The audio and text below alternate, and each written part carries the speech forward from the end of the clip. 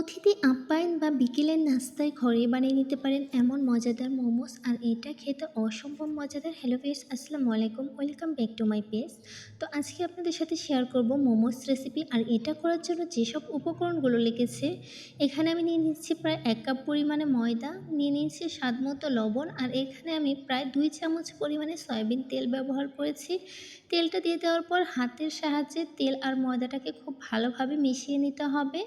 তারপরে এখানে আমি স্বল্প পরিমাণে পানি দিয়ে ডোটা করে নেবে। একেবারে পানি দেওয়া যাবে না, তাহলে ডোটা নরম হয়ে যাওয়ার সম্ভাবনা থাকে।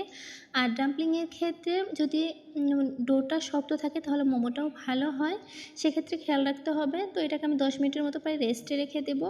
আর মোমোর পুরের জন্য এখানে আমি নিয়ে নিয়েছি বোনলেস চিকেন, আর চিকেনের সাথে দিয়ে দেবো সামান্য পরিমাণে কাঁচামরিচের কুচি। কাঁচামরিচের কুচিটা গ্রাইন্ড করে নিলে এটা ভালো হয়, চাইলে আপনারা কুচিটাও ব্যবহার করতে পারেন। তো আমি মাংসটাকে গ্রাইন্ডারে গ্রাইন্ড করে নিয়ে নিয়েছি, আর এটাকে খুব ভালোভাবে গ্রাইন্ড করে নিতে হবে, চাইলে আপনারা এটাকে শিলপাটায় বেটে নিতে পারেন। তারপরে এখানে আমি দিয়ে দেব সয়া সস, টমেটো সস, সামান্য পরিমাণে লবণ, তারপরে দিয়ে দেব আদা রসুনের পেস্ট, তারপরে দিয়ে দেবো পেঁয়াজের কুচি, আর এখানে আমি গাজরের কুচি নিয়েছি, চাইলে এটাকে আপনারা স্কিপ করতে পারেন। আর এখানে দিয়েছি গোলমরিচের গুঁড়ো, আর দিব মাংসের গন্ধভাব যেন না থাকে সামান্য পরিমাণে লেবুর রস।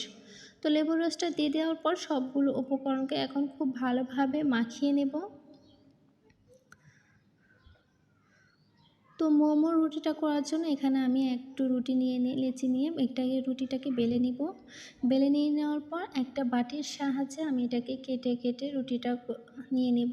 চাইলে আপনারা ছোট লেচিতেও বানিয়ে নিতে পারেন, বা কোনো কাটারের সাহায্যে কেটে নিয়েও বানাতে পারেন। তো দেখতেই পাচ্ছেন এভাবে করলে রুটিটা কতটা পারফেক্ট হয়। তো এখানে আমি অল্প পরিমাণে মাংসের পুর দিয়ে দেখিয়ে দিচ্ছি ডাম্পলিংটা কেমন করে বানাতে হবে। 2 পাশ থেকে এভাবে চেপে নিয়ে তারপর অপর পাশ এভাবে 2 পাশ চেপে দিলেই হয়ে গেল। আর এটা যে কেউই করতে পারে। আর যেখানে আমি মোমোটা রাখবো সেখানে আমি স্বল্প পরিমাণে ময়দা দিব, যেন এটা পরবর্তীতে উঠাতে সুবিধা হয়। তো সবগুলো ডাম্পলিং আমি বানিয়ে নিয়েছি।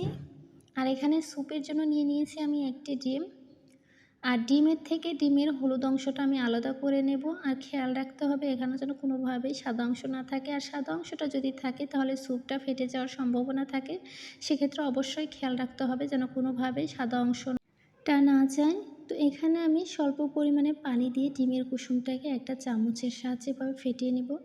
আর এখানে আমি দিয়ে দিয়েছি ছোট 2 পিস আদা, আর এখানে আমি নিয়ে নিয়েছি লেবুর রস, লবণ, আর দিয়ে দিয়েছি টমেটো সস, সয়া সস, আর নিয়ে নেব 1 চামচ পরিমাণে কর্নফ্লাওয়ার। সবগুলো উপকরণ দিয়ে দেওয়ার পর এটাকে খুব ভালোভাবে মিশিয়ে নেওয়ার পর এখানে দিয়ে দেব স্বল্প পরিমাণে গোলমরিচের গুঁড়ো। তারপরে এটাকে আমি এভাবে রেখে দেব। আর এখানে আমি প্যানে দিয়ে দিয়েছি রসুন কুচি, আদা কুচি। এটাকে মিডিয়াম আঁচে রেখে চুলার হিটটা হালকা সটে করে নেব, এটা কোনোভাবে পুড়ে নেওয়া যাবে না। আর এখানে আমি দিয়ে দেবো পেঁয়াজ কুচি আর গাজর।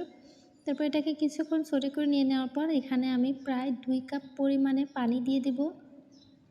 আর পানিটা দিয়ে দেওয়ার পর এটাকে প্রায় 10 মিনিট সময় নিয়ে ফুটিয়ে নেব।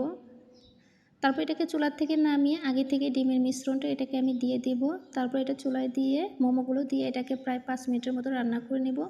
তো আমার মোমোস রেসিপি রেডি। ধন্যবাদ সবাইকে আমার ভিডিওটি দেখার জন্য। আর যদি ভালো লেগে থাকে অবশ্যই তাহলে লাইক, কমেন্ট, শেয়ার করে দেবেন।